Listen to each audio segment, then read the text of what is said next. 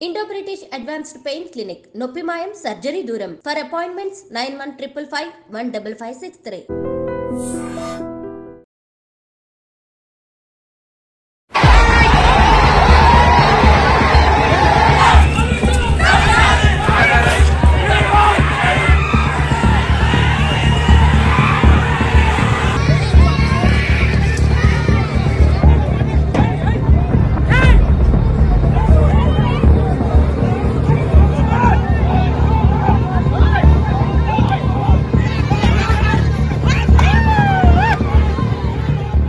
అందరికీ నమస్కారం. నేను Swaroopa Potlapalli. Welcome to I dream. నిర్మల్లోని దిల్వార్పూర్లో పరిస్థితులు ఉద్రిక్తంగా మారాయి. పోలీసుల మీదకి రైతులు రాళ్లు రువ్వారు. ఇథనాల్ ఫ్యాక్టరీని ఏర్పాటు చేయవద్దని రైతులు ఆందోళన చేస్తున్నారు. వరుసగా రైతులను అరెస్టు చేస్తుండటంతో అక్కడ పరిస్థితి అదుపు తప్పింది. లగచర్ల ఇన్సిడెంట్ మరోవైపు ఇప్పుడు చూస్తే ఈ దిల్వార్పూర్ ఘటన. రైతులను కన్విన్స్ చేయడంలో కాంగ్రెస్ ప్రభుత్వం వైఫల్యం చెందుతుందా? అభివృద్ధి సంగతి ఎలా ఉన్నా ఈ గొడవలు ఎక్కడ దాకా దారితీస్తున్నాయి? ప్రస్తుతం నాతో పాటు కాంగ్రెస్ మాజీ నేత బక్కా జడ్సన్ గారు ఉన్నారు. ఆయనతో మాట్లాడదాం. నమస్తే జడ్సన్ గారు. దిల్వార్పూర్ ఘటనకి సంబంధించి మీ దగ్గర ఉన్న ఇన్ఫర్మేషన్ ఏంటి? అమ్మ, తెలంగాణ దీనికి మనం పూర్వం చూస్తే ఇదంతా ల్యాండ్ ఎక్వేషన్కు సంబంధించింది. కంపెనీలు ఏవైనా, ఫ్యాక్టరీలు ఏవైనా ల్యాండ్స్ ఎందుకు తీసుకున్నా, మొట్టమొదటి ల్యాండ్ ఎక్వేషన్ కాళేశ్వరం. 20 గ్రామాలు, ప్రతిరోజు 3 పంటలు. దానివల్ల కాళేశ్వరంతో వచ్చిన రిజల్ట్ ఏంటంటే ఈరోజు మనం చూస్తున్నాం. కాళేశ్వరంకి ఒక జస్టిస్ అనేసి ఈరోజు నడుస్తుంది. జస్టిస్ పినాకిని ఆధ్వర్యంలో దానిపైన నడుస్తుంది. ఈరోజు అవుట్పుట్ లేదు. కాకపోతే దానివల్ల మనకు ఈరోజు తెలంగాణకు 1,50,000 కోట్ల అప్పు ఈరోజు తెలంగాణ ప్రజల మీద పడ్డది. దాని తర్వాత ఫార్మా కంపెనీ అని చెప్పి ఫార్మా ల్యాండ్ ఎక్విజిషన్ ఇక్కడ ఎస్టీల భూములు, ఏది యాచారంలో, హైదరాబాద్ కూతవేడు దూరంలో ఉన్నది. దాని తర్వాత అబ్దుల్లా మీర్పేట్ల ఇంకో కంపెనీకి అని చెప్పేసి అయితే దాదాపు ఒక 2 లక్షల ఎకరాల భూములు గత ప్రభుత్వం ఇచ్చింది. కానీ ఈరోజు గమనించాలంటే ఏ ఒక్క కంపెనీ కూడా డీటెయిల్డ్ ప్రాజెక్ట్ రిపోర్ట్ లేదు. అయితే ఈ 10 సంవత్సరాలు ప్రజలు ఒక మన కాళేశ్వరం మీద తక్కిన దగ్గర పెద్ద గట్టిగా ప్రతిఘటించారు. ఎందుకంటే ల్యాండ్ ఎక్వేషన్లో అన్ని సంఘటనల దగ్గర నేను వాళ్ళతో వర్క్ చేసిన కాబట్టి అప్పుడు ఆపోజిషన్ ఉండే పార్టీ కూడా అనుమతించింది. తర్వాత ఈ 2010 తెలంగాణ కోసం మేము ప్రత్యేకంగా తెలంగాణ కోసం మేము పోరాడినాం కదా, మేము తెచ్చుకున్నాం కదా, ఇప్పుడే మేము దీని మీద మాట్లాడితే ఎట్లా అని చెప్పేసి ఆ రోజు మేధావులు కూడా ఎవరు కూడా సపోర్ట్ చేయలేదు. ఈ ఆట కూడా మేధావులు ఎవరైతే తెలంగాణ వస్తే నీళ్ళు నిధులు నియామకాలుతోని మనము మన బతుకులు మారుతాయి, ఆత్మగౌరవంతో బతుకుతామని చెప్పిండ్రు ఆ మేధావులు. ఎలా నో అడ్రస్. అయితే ఇప్పుడు మనం ఇక్కడికి వస్తే ఈ 2000 కరెక్ట్ మొన్న 24 ఎలక్షన్స్కి ముందు, డిసెంబర్ ముందు ప్రవళిక ఆత్మహత్య అంటే నేను దీనికి లింక్ కడుతున్నాను. ప్రవళిక ఆత్మహత్య తర్వాత మొట్టమొదటిసారి విద్యార్థులు మొత్తం పెద్ద ఎత్తున రోడ్డు ఎక్కారు. వాళ్ళు ఊర్లలో పోయిండ్రు, కాంగ్రెస్ పార్టీకి ఓటేసింది. కాంగ్రెస్ పార్టీకి సీట్లు వస్తాయని నమ్మకం లేదు, నెంబర్ 1. సెకండ్, 29వ జీవో తీసుకొని వచ్చి వీళ్ళు రాహుల్ గాంధీ గారు ఒక చేతుల రాజ్యాంగ పుస్తకం పట్టుకొని మేము రిజర్వేషన్లు పెంచుతామని చెప్పేసింది. కానీ ఇక్కడ 29 జీవోకి వెళ్ళి బాజాప్త మనువాద ఇంప్లిమెంటేషను కాంగ్రెస్ ప్రభుత్వం చేసింది ఇక్కడ హైదరాబాద్. దాంతో ఇయాల్టి వరకు అక్కడ హైదరాబాద్లో పోయిన నెల ఇవాళ మీరు గమనిస్తే మనం ఉన్నది ఇప్పుడు హైదరాబాద్లో, అంటే తెలంగాణ రాదు. మీరు ఒక దిలావర్లోనే మీరు ఏది లా అండ్ ఆర్డర్ లేదని అంటుండ్రు. అక్కడ కాదు, రాజధాని హైదరాబాద్లో కూడా లేదు. మీకు ఎగ్జాంపుల్ చెప్తా, మీరు గూగుల్లో కొట్టండి వస్తుంది. హైదరాబాద్లో పోయిన నెల 27వ తారీఖుకి వెళ్ళి ఇయాల్టి వరకు, ఇవాళ 28/11/2024 వరకు 144 సెక్షన్ ఉంది. 163 సికింద్రాబాద్లో మరియు హైదరాబాద్ ఈ రెండిట్లలో 144 సెక్షన్ ఉంది. ఎక్కడ కూడా 4-5 తిరగద్దని చెప్పేసి ఈరోజు డాక్యుమెంట్, అంటే లా అండ్ ఆర్డర్ రాజధానిలో కూడా లేదని బాజాప్తా సివి ఆనంద్ గారు ఆర్డర్ రిలీజ్ చేసేది. ఇలాంటి వరకు ఇది చాలా పెద్ద సెక్షన్, ఎక్కడ కూడా చర్చ జరుగుతలేదు. ఇక్కడ అక్కడికి 29 జీవోకి వెళ్ళి దాదాపు నిరుద్యోగులు అందరూ కూడా రోడ్డు ఎక్కిండ్రు. దాని తర్వాత ఆ స్ఫూర్తితో లగిచెర్లకు వాకింది. లగిచెర్లలో బాజాప్తా అంటే సంఘటన ఏ విధంగానైనా ఉండని, కానీ ఒక తిరుగుబాటు ప్రజలకు ఎలా అయితే వచ్చింది. ఇవాళ అక్కడ భూమి ముట్టుకునే పరిస్థితి లేదు. అసలు ల్యాండ్ ఎక్వేషన్ దేనికోసం చేస్తున్నావు నువ్వు? ఏ కంపెనీ కోసం? ఫార్మా కంపెనీ కోసం చేస్తున్నావు. ఫార్మా కంపెనీ యాచారంలో ఆల్రెడీ 14,000 ఎకరాలు కేటీఆర్ చేసింది కదా, హైదరాబాద్కు దగ్గర కదా, ఆడ పెట్టవచ్చు కదా. ఎందుకు పెట్టరు? ఎందుకంటే ఆడ రేట్లు పెరిగినాయి, గుంజుకున్నారు, ఫ్యాక్టరీ పెట్టరు. అక్కడ వ్యాపారం నడుస్తారు, real estate. Warangal textile park కోసం దాదాపు 10,000 ఎకరాల దాకా తీసుకున్నారు కేటీఆర్ గారు. ఒక్క టెక్స్టైల్ పార్క్ పెట్టలే ఇవాటి వరకు. 2 సంవత్సరాల లోపు నువ్వు కంపెనీ పెట్టకుంటే మళ్ళీ ఎవరి జాగాలు వాళ్ళకి ఇవ్వాలి. ఇవాటి వారు, ఎందుకంటే ఫ్యూచర్లో వాళ్ళు కూడా రియల్ ఎస్టేట్ చేయబోతున్నారు. ఈరోజు లగిచెర్లలో ₹1,00,00,000 ఎకరమైంది. 50 లక్షలకి వెళ్ళి ₹1,00,00,000 ఎకరమైంది. కాబట్టి ఇది రేపు గుంజుకుంటే వచ్చే రోజులలో వాళ్ళకు ఇది అక్కడ 1300 ఎకరాల భూమికు ఎసరు పెట్టింది. సేమ్ ఇది ఇక్కడికి వెళ్ళి ఈరోజు దిలావర్పూర్కు చేంజ్ అయింది. ఆడ కూడా ఎవరో ఒకరు అక్కడ ఉన్నటువంటి నాయకులు నెక్స్ట్ వాళ్ళ రియల్ ఎస్టేట్ వ్యాపారం కోసము వాళ్ళ ల్యాండ్ ఎక్వేషన్ చేసుకోవడానికి నీట్గా కనబడుతుంది. ఈరోజు అనేకమైన అవకాశం మీరు అక్కడ చూడండి. మీరు బాగా అబ్జర్వ్ చేయండి. అక్కడ తీసుకునే భూములలో ఎవరు కూడా పెద్ద భూస్వామి యొక్క భూములు ఉండవు.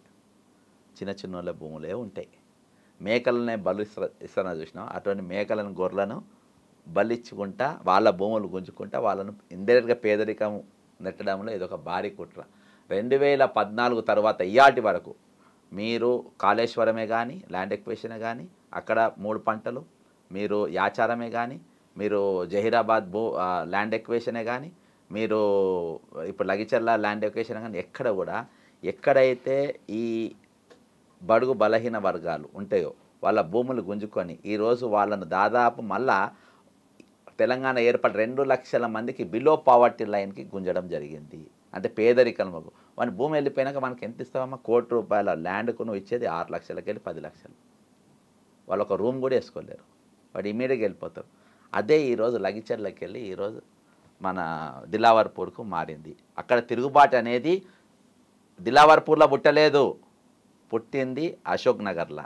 అశోక్ నగర్కి వెళ్ళి మీకు లగిచెర్లకి వెళ్ళి దిలావర్పూర్. రేపు తెలంగాణలో ఎవరు ఎక్కడ భూమి ఇవాళ దగ్గర 2010 సంవత్సరాలు తెలంగాణ ప్రజలు అమాయకంగా ఉన్నారు, ప్రశ్నించలేదు, ప్రభుత్వాలకు సహకరించారు. మీరు ఏం చేసినా మా కర్మ మేము తెచ్చుకున్న తెలంగాణ కన్నా ఊకున్నారు.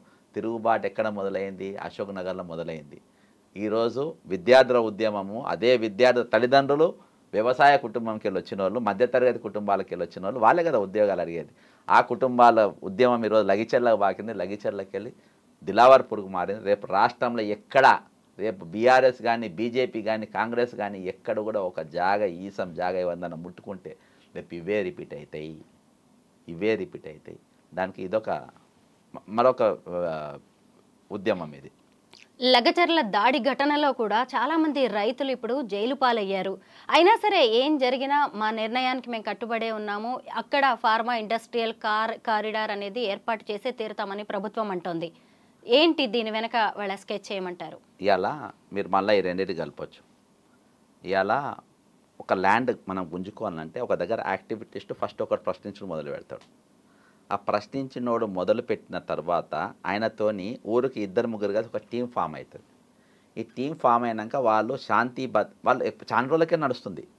దిలావర్పూర్లో కానీ ఇక్కడ కానీ చాలా రోజులకే నడిచింది. ఇది హింసాత్మకంగా ఎందుకు మారింది అనేది ఇప్పుడు మన ప్రశ్న. కారణం ఏంటంటే దీన్ని హింసగా మార్చేది ప్రభుత్వ కుట్ర. ఎందుకంటే లా అండ్ ఆర్డర్ ప్రాబ్లం క్రియేట్ అయితేనే పోలీసులు దాని మీద గ్రిప్ వస్తుంది. మీరు లగిచెర్ల ఇన్సిడెంట్ చూడండి. మీకు మీడియా ముందు మామూలుగా నువ్వు ఎంత పెద్ద ఇన్సిడెంట్ అయినా ఒక దగ్గర ఫస్ట్ ఎఫ్ఐఆర్ రాసేది, కేసు రాసేది అక్కడ మీడియా ముందుకు వచ్చేది circle inspector. Lagacherla circle inspector రాలే, డిఎస్పీ రాలే, ఎస్పీ రాలే, డైరెక్ట్ ఐజీ రంగంలో దిగుతారు. ఐజీ ఎందుకు రంగంలో దిగుతారు? ఐజీకి పెద్ద మనుషులతో సంబంధాలు ఉంటాయి కాబట్టి. అక్కడ కలెక్టర్ పోతాడు. మీకు లగిచెర్ల కలెక్టర్ పైన దాడి జరిగిన తర్వాత పరామర్శించిన వ్యక్తి ఎవరు తెలుసా? రేవంత్ రెడ్డి గారి అన్న తిరుపతి రెడ్డి గారు. ఆయన ఒక ఎమ్మెల్యే కాదు, ఎంపీ కాదు, సర్పంచ్ కాదు, వార్డు మెంబర్ కాదు. ఆయన పోయి పరామర్శించారు. పరామర్శించడానికి పోయినప్పుడు ఆయన వచ్చి రిసీవ్ చేసుకుంటారు. ఎవరు? ఈ బాధితుడు కలెక్టర్. అంటే నిన్ను కలెక్టర్ను ఆ ఊళ్ళో రమ్మని ఇన్వైట్ చేసినవాడు ఎవడు? గ్రామ అధ్యక్షుడు, బీఆర్ఎస్ నాయకుడు. బీఆర్ఎస్ నాయకుడు పిలిచినప్పుడు కలెక్టర్ అక్కడ పోయినప్పుడు ఈయన తిరుపతి రెడ్డిని అడిగే ఉంటాడు కదా, అడగకుండా పోతాడు. నువ్వు తిరుపతి రెడ్డి నాకు తెలియకుండా నువ్వు అక్కడ పోయినందుకు దెబ్బలు తింటే పరామర్శించేటోడు కాదు. నేను చెప్పినందువల్లనే నువ్వు పోయినావు, నువ్వు దెబ్బలు తిన్నావు కాబట్టి నేను వచ్చి పరామర్శించిన. అయితే లా అండ్ ఆర్డర్ ప్రాబ్లం క్రియేట్ చేసేది అనేది కూడా ఇది ఒక కుట్ర, ఇది ప్రభుత్వ కుట్ర. అది కుట్ర అయితే ఏంటంటే పోలీస్ గ్రిప్పులు వస్తుంది. ఇమీడియట్గా పోలీస్ ఏం చేసింది? కలెక్టర్ని కొట్టగానే లా అండ్ ఆర్డర్ క్రియేట్ అయింది. రాత్రి కరెంటు బంద్ చేసిన మణిపూర్లో లెక్క, మీకు ఇంటర్నెట్ కనెక్షన్ బంద్ చేసిండ్రు. 1 గంటకు 3000 పోలీసులను అక్కడ దింపిండ్రు. దాదాపు ఆ ఒక్క రాత్రి 53 మందిని అరెస్ట్ చేసిండ్రు. అలా 16 మంది, మొత్తం ఇవాళకి 25 మందిని జైలుకు పంపారు. ఈరోజు ఆ గ్రామాలు ఎవరి చేతిలోకి వచ్చినాయి? పోలీస్ గ్రిప్లోకి వచ్చినాయి. అంటే ల్యాండ్ ఎక్విజిషన్ సక్సెస్ అయినట్టు. సేమ్ అదే ఇన్సిడెంట్ ఈరోజు ల్యాండ్ ఆర్డర్ ప్రాబ్లం అనేది అక్కడ క్రియేట్ చేస్తుంది. కానీ Adilabad is very near through Indravelli. ఇంద్రవెల్లికి ఒక చరిత్ర ఉన్నది, తిరుగుబాటు చరిత్ర ఉన్నది, నక్సల్బరీ చరిత్ర ఉన్నది. కాబట్టి అక్కడ మీరు ముట్టుకున్నారు, అక్కడికి మీరు పోయే అవకాశాలు లేవు. ఇది రేపు ఇది పెద్ద సమస్యగా ఇందులో బీఆర్ఎస్ పాత్ర కానీ ఎవరి పాత్రలు ఏముండయమ్మా. ప్రతి దోపిడీలో అందరూ కూడా సిండికేటే. బీఆర్ఎస్ కానీ బీజేపీ కానీ కాంగ్రెస్ కానీ ప్రతి దాంట్లో మీరు జస్టిస్ పినాకిని ఒకటి వేసిండు కదా, ఆయనది కమిషన్ వేసిండ్రు. అందరు కాళేశ్వరం స్కామ్ గురించి అందరు రిప్రజెంటేషన్ ఇచ్చిండ్రు. ఇలా బీఆర్ఎస్ కానీ బీజేపీ కానీ కాంగ్రెస్ కానీ ఎంఐఎం కానీ సిపిఐ కానీ సిపిఎం కానీ కోదండరామ్ కానీ మల్లయ్య కానీ ఎవ్వరు కూడా మేఘా కృష్ణారెడ్డి పేరు రాసి ఈయన దీని కాంట్రాక్టర్ ఒక్కడు కూడా డాక్యుమెంట్ ఇవ్వలే, నేను తప్ప. ఎందుకు ఇవ్వలే? వీళ్ళందరూ కూడా అంటే షేర్ హోల్డర్స్. ఈరోజు ప్రతి దగ్గర కూడా ఈరోజు లగిచర్ల మీద కూడా ఈ మేధావులు ఎవరు కూడా మాట్లాడారు, దీని మీద కూడా ఎవరు మాట్లాడారు. ఈరోజు ఒక మీరు ఏ సబ్జెక్ట్ ఏది తీసుకున్నా మీరు ఒక సబ్జెక్ట్ వీళ్ళపైన మాట్లాడారు. వదికి ఒక పెద్ద స్కామ్ జరుగుతూ ఉంటుంది. 1,50,000 కోట్ల హైడ్రా మూసి ప్రక్షణ గురించి కేటీఆర్ దేని మీద మాట్లాడాడు? 1,050 కోట్ల అమృత్ స్కామ్ గురించి మాట్లాడండి. ఎందుకు? పెద్ద స్కామ్ మాట్లాడద్దు. అట్లా వీళ్ళందరూ ఒక ప్రణాళికబద్ధంగా వీళ్ళొక పెట్టుబడిదారు ఉంటారు, ఇన్వెస్టరు, మేఘా కృష్ణ లాంటి వారు, అదాని లెక్క వాళ్ళు ఒక ముందు పెట్టుకొని ఇదంతా జరుగుతూ ఉంటుంది. తెలంగాణలో ఎక్కడ ల్యాండ్ ఎక్విజిషన్ జరిగినా, ఎక్కడ ఒక స్కామ్ జరిగినా అన్ని పార్టీలకు పాత్ర ఉంటుంది. ఒకవైపు హైడ్రా, ఇంకొక వైపు మూసీ ప్రక్షాళన, లగచర్ల, ఇప్పుడు చూస్తే దిల్వార్పూర్. ఇలా వరుస ఘటనలు ప్రజల నుంచి రైతుల నుంచి తీవ్ర వ్యతిరేకత కనిపిస్తుంది. మీరంటున్నారు కాంగ్రెస్ బీఆర్ఎస్ రెండు కలిసే పనిచేస్తున్నాయని. అది ఎలా జరుగుతుంది? ప్రతిపక్షాలు మూడు, బీజేపీ మూడు. ఇవాళ మీకు ఒకటి చెప్తాం ఎగ్జాంపుల్. మీ గూగుల్లో చాలా పెద్ద ఇష్యూ ఇది, దయచేసి తెలంగాణ ప్రజలు పట్టించుకుంటారు. ఈరోజు ప్రపంచ దేశంలో 4 జాగాల 144 సెక్షన్ ఉంది. 144 సెక్షన్ అంటే ఏం తెలుసా? మీరు 3, 4 కలిసి ఎక్కడైనా రోడ్డు పైన నిలబడితే మీ పైన మేము కేసు యాక్ట్ పెడతాము, ఇక్కడ శాంతి భద్రతలు లేవు అని చెప్పేసి. ఎక్కడెక్కడ ఉన్నాయి ప్రపంచంలో? ఒకటి లెబనాన్లో ఉన్నది, ఒకటి ఇరాన్లో ఉన్నది, ఇంకోటి గాజాలో ఉన్నది, 4వది ఎక్కడ తెలుసా? హైదరాబాద్లో ఉన్నది. సెకండాబాద్ ఎంపీ ఎవరు? కేంద్ర మంత్రి. 144 సెక్షన్ సెకండాబాద్లో ఉన్నది. మరి నువ్వు ఎందుకు మాట్లాడతలేవు? హోం సహాయ మంత్రి బండి సంజయ్ ఉంటాడు, 144 సెక్షన్ హైదరాబాద్ ఎందుకు పెట్టినామని చెప్పి ఎందుకు అడుగుతలేరు? ఎంఐఎం హైదరాబాద్ ఎంపీ, ఇక నా పార్లమెంట్లో కూడా నువ్వు 144 సెక్షన్ ఎందుకు పెట్టినామని ఎందుకు అడగరు? ఈరోజు ఏ పార్టీ కూడా దీని గురించి ఎందుకు మాట్లాడతలేదు? 144 సెక్షన్. బీఆర్ఎస్ కూడా ఇయాల్టి వరకు నోరు ఎందుకు తెరవలేదు 144 సెక్షన్ ఉందని? 144 సెక్షన్ అంటే ఏం తెలుసమ్మా? ఇలా 163 అని అప్డేటెడ్ వర్షన్తో దాని సెక్షన్ మార్చిండ్రు. నేను రౌడీ షీటర్ అని హైదరాబాద్కు ముద్ర వేసిండ్రు. ఈయనకి ఎవరు పిల్లనియరు, ఈయన ఇంట్లో ఎవరు పిల్లని చేసుకోరు. నిషేధింపబడ్డాడు, నిషేధిత జాబితాలా ఉన్నది. ఈరోజు హైదరాబాద్ నిషేధిత జాబితాలా ఉన్నది, రాజధాని ఆఫ్ తెలంగాణ. ఎవరు ఎందుకు మాట్లాడతారు? వాస్తవానికి ఇక్కడ మీకు ల్యాండ్ ఆర్డర్ ప్రాబ్లం లేదు, ఏడో కొట్టుకుంటలేరు, ఏడో చంపుకుంటలేరు, కమ్యూనల్ వైలెన్స్ లేదు. అయినా కానీ ఎందుకు పెట్టినరు? ఎందుకు చెప్పానమ్మా? బీజేపీ కాంగ్రెస్ ఉన్నా కానీ ఈరోజు వీళ్ళందరూ ఎన్డీఏ భాగం లెక్కనే ఉన్నారు. ఎందుకంటే ఇక్కడ ఉన్న ఇన్వెస్టర్స్ మొత్తం ఆంధ్రాకు పోవాలి. 144 సెక్షన్ పెట్టిన 3వ రోజు లోకేష్ అమెరికాలో ఉన్నాడు. ఇన్వెస్టర్స్ అంతా అక్కడికి పోవాలి. కొత్త కంపెనీల కోసం ల్యాండ్ ఆర్డర్ ప్రాబ్లం క్రియేట్ అయింది, రాడిగా ఇవ్వడు. ఇవన్నీ కూడా ఒక కుట్ర ప్రకారంగా లా అండ్ ఆర్డర్ ప్రాబ్లం క్రియేట్ చేయడం. ఈరోజు సివి ఆనంద్ గారు ఏమి ఇచ్చిన స్టేట్మెంట్ మీరు తెలుస్తుంది చూడండి. అది ఒక పేపర్ పైనే పెట్టినరు, ఎక్కడ కూడా వాస్తవానికి ఏడా అరెస్ట్ లేవు, ఏం లేవు. ఎందుకు పేపర్ మీద పెట్టిందంటే వాడు చూస్తాడు Hyderabad law and order in Hyderabad అని కొడతారు. 144 section is there wherever 4 or 5 people are gathering there government going to take strict action against them అనేది ఒకటి ఉంటుంది. రాడిగా అదే కదా ఈరోజు జరుగుతుంది.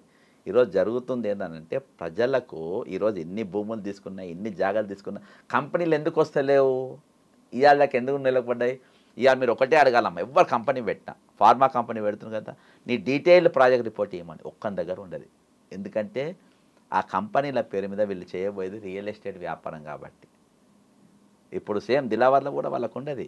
ఇవాళ మీరు ఫార్మా కంపెనీ అని రేవంత్ రెడ్డి గారు అన్నారు. ఒకటేసారి ఇండస్ట్రియల్ కారిడార్ ఎందుకు అన్నారు? అంటే నీ దగ్గర ఫార్మా కంపెనీ ఓడు ఎవడు కూడా నీకు డిపిఆర్ ఇవ్వకముందే నువ్వు ఈ కంపెనీ పేరు ఎంత పెడతావు నువ్వు?